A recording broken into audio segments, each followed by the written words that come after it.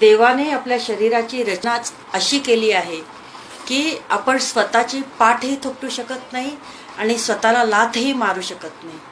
म्हणूनच माणसाच्या जीवनात हितचिंतकाची आणि निंदकाचीही आवश्यकता आहे.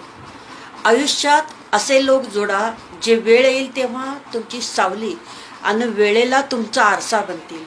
कारण आरसा कधी खोटे बोलत नाही आणि सावली कधी साथ सोडत नाही.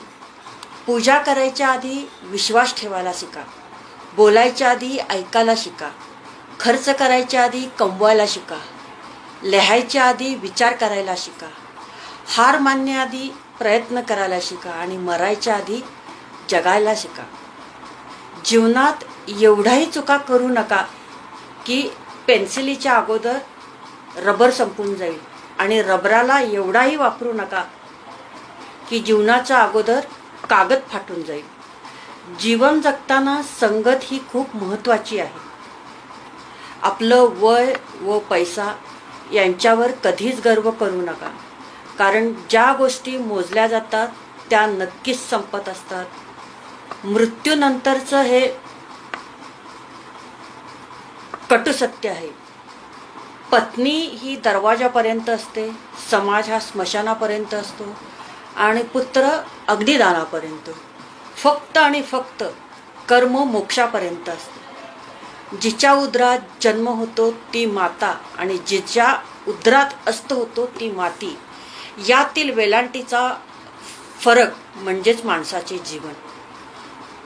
वाचा आणि पुढच्या ग्रुपमध्ये तुम्ही हा शेअर करा.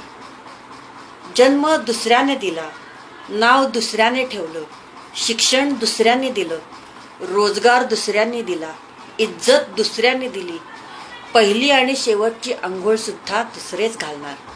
मरणानंतर संपत्ती दुसरेच वाटून घेणार आणि स्मशानभूमीत दुसरेच घेऊन जाणार. तरी देखील संपूर्ण आयुष्यभर माणसाला कोणत्या गोष्टीचा गर्व असतो हे सांगणे मात्र कठीणच आहे.